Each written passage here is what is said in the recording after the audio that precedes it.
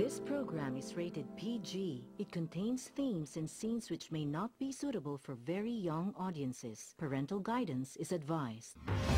Be advised that the views and opinions of the hosts and guests do not reflect those of the station.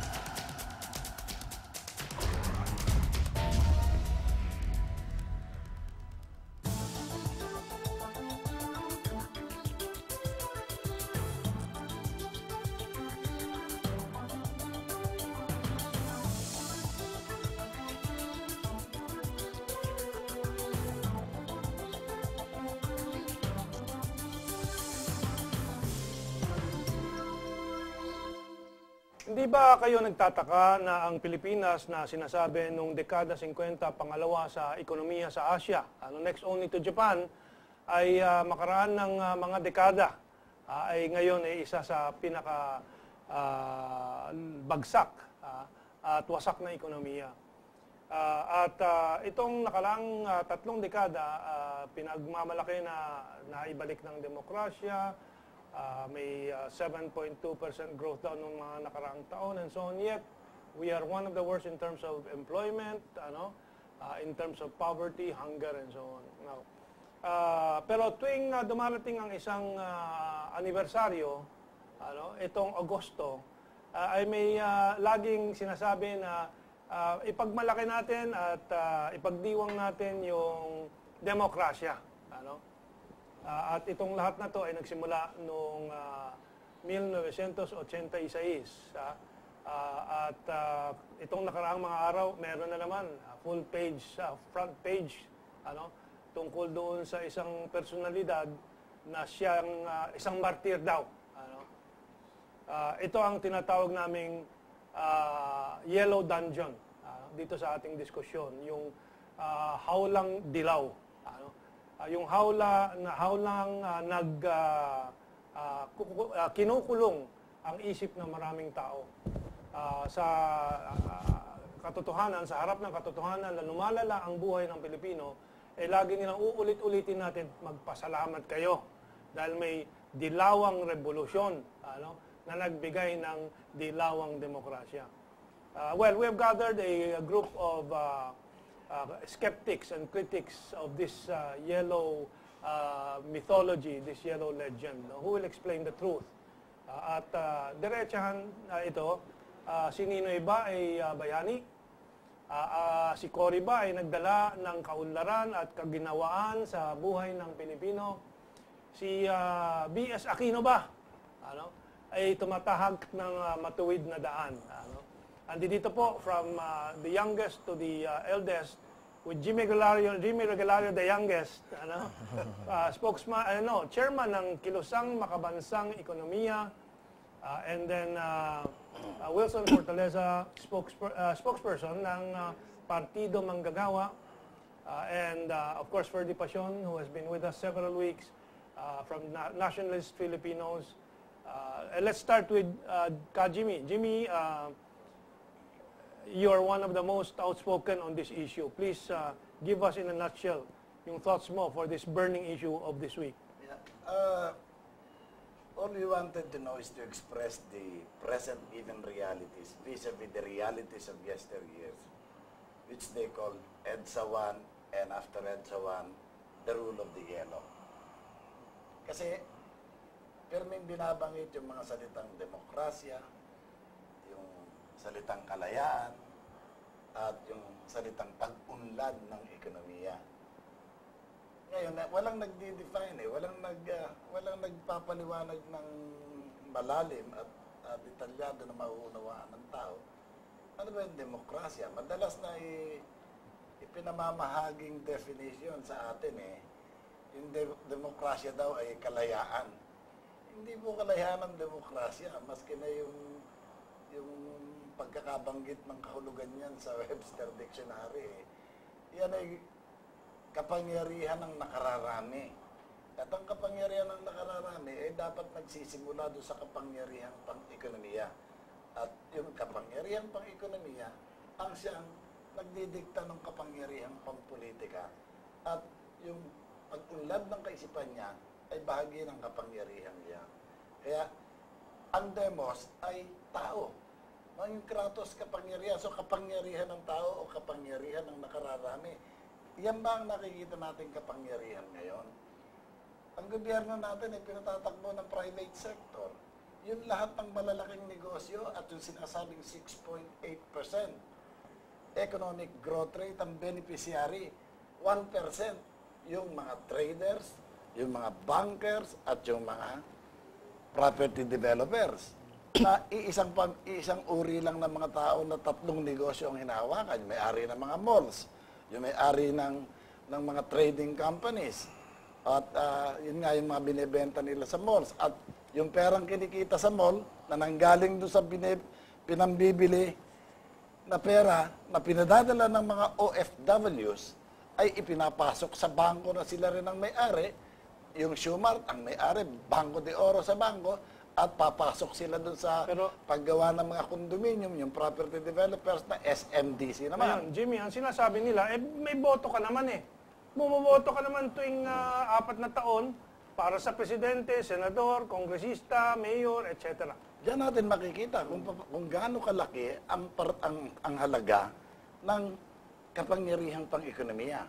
Yung mga tao dahil dun sa sunod-sunod na pangulo, sunod-sunod na congressman, sunod-sunod na mga senador na inihalal nila, pati mga alkalde at gobernador, walang nangyayari sa buhay nila. So, sa hirap ng buhay, naisip pa nilang kumuha ng 500 piso na ibebenta yung boto nila para makabili man lang ng 2 salop na bigas at pang-ulam at pambaon ng mga anak nila. Kaya ang nangyayari, yung perang kinikita nitong 1% ang siyang ginagamit para bilhin yung boto ng ating mga kababayan na wala namang magawa dahil hindi naman nila malaman yung pagkakaiba ng mga kandidato na nanggaling din dito sa uring ito na 1% sa ating lipunan.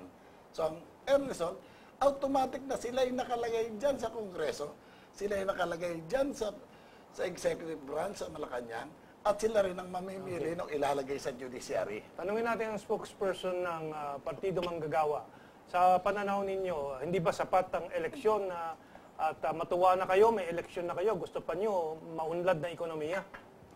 Tama naman yung sinabi ni Jimmy, ang papel natin taga-boto. Hanggang dun lang ang papel natin at mamili kung sino yung susunod na mga api sa atin.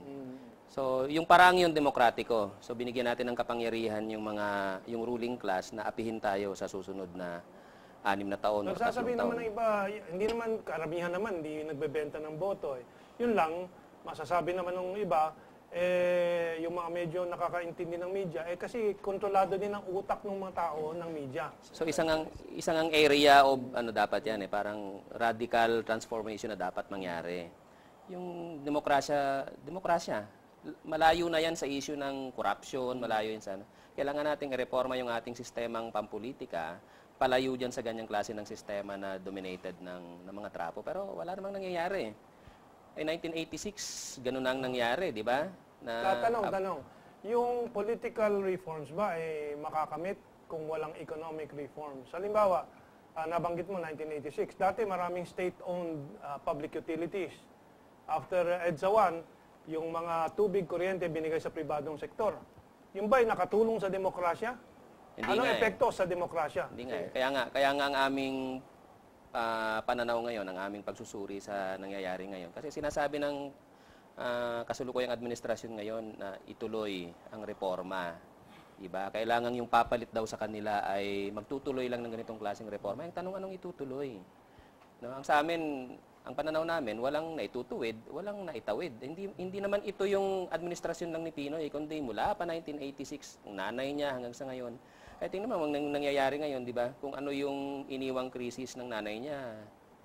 The first Aquino, the crisis of the first Aquino is just being repeated by the second Aquino. Ito yung itutuloy natin. So sabi mo noon, kung ang ekonomiya natin noon ay mayroon pang malaking papel ang gobyerno, wala na ngayon.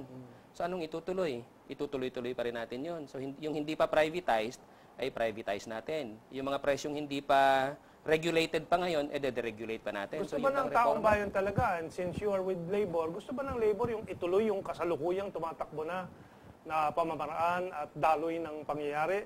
O simula pa noong 1986, gusto ba nilang ituloy yan? Hindi. Anong gusto Ayaw nila? ng taong ituloy yung mataas na presyo. Okay, ano pa Ayaw yung- ng tao, of course, ayaw ng tao na ituloy-tuloy ang corruption. Pero may nagbago ba sa sistema ng corruption ngayon? Ha? Nandyan yung DAP, nandyan yung ibang mga issues, nandyan yung sa NFA, nandyan yung sa ibang mga issues. Wala namang nakokorek kahit dun sa pinakamababa nang ang dapat na area ng reform ay corruption. Good governance, issue lang yan ng good governance. Hindi yan major program, yan ay simpleng magpakatino ka, ganun lang ibig sabihin nun. Wala pa, hindi pa natatats, hindi pa nagagalaw, hindi pa napapakialaman ng gobyerno yung mga fundamental problems natin. Problema ng ekonomiya, problema ng agrikultura, problema ng industriya. Hanggang ngayon, OFW pa rin ang sumasagip sa atin. Di ba? Nandiyan ang pagkalalaking problema labas sa issue ng corruption. Bago tayo mag-unang break natin, ang tanong siguro, nung ibang mga nalilito sa sitwasyon ngayon at sa mga kritisismo sa umiiral na sistema ay bakit hindi ba kayo, wala ba kayong utang na loob sa martyrdom ni Ninoy Aquino?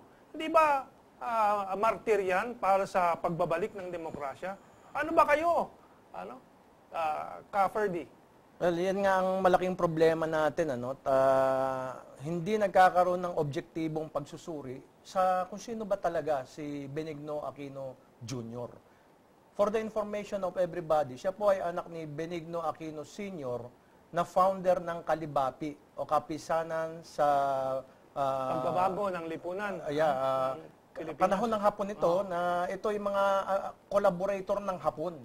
At sila ay nagtayo ng Bigasang Bayan o BIBA na kung saan sabi nila ikabubuti raw ito ng bayan, subalit napunta lahat ng bigas sa Japanese Imperial Army at napilitang kumain ng kastanyog ang mga Pilipino. Anong kastanyog? Kastanyog, yung pinaghalong kastanya sa tsakanyog. Ngayon, ang nangyari pa po sa atin ngayon, dahil sa gustong makabawi nung anak at mawala yung stigma ng Japanese collaboration nung kanyang ama, nakipag-collaborate naman sa mga Amerikano at inamin niya mismo sa ilang interview na siya ay nagtrabaho para sa mga CIA, sa Central Intelligence Agency, particularly sa destabilization against Sukarno.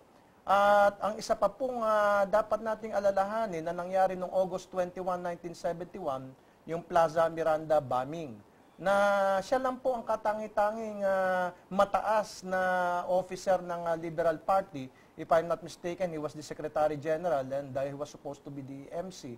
Siya po ang wala doon.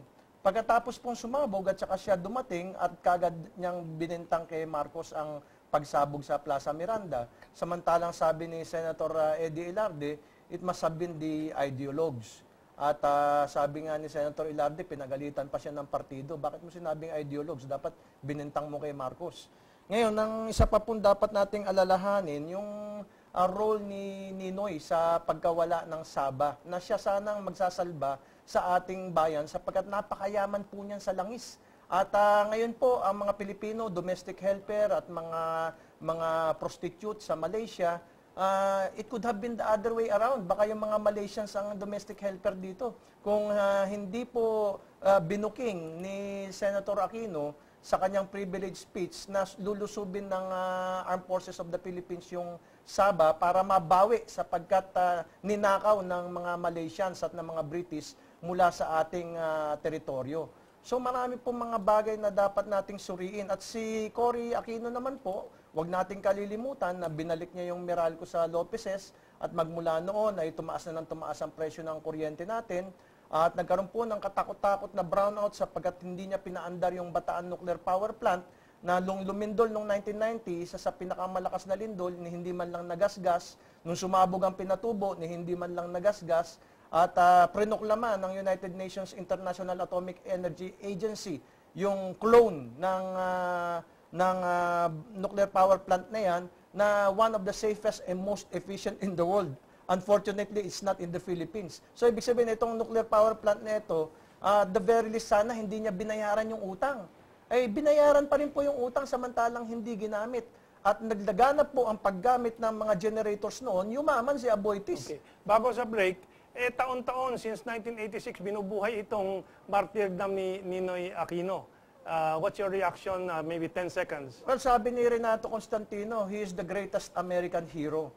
At ngayon, napapakinabangan pa ng mga Amerikano, yung mga PR firms na hinire ng Malacanang, para makalimutan yung paghihirap ng taong bayan. Na 28 years na tayong pinapahirapan nitong walang habas na contractualization of labor, walang habas na pagtaas ng presyo ng bilihin, walang habas na paniniil sa pamamagitan ng pagpapanatili ng sweldo na sa napakaliit na antas na hindi kayang bumuhay ng pamilya. Okay, we'll take this break now and we'll get the impressions of others on how Ninoy's martyrdom, so-called, is used in making the people forget their crisis. So we'll take this break muna.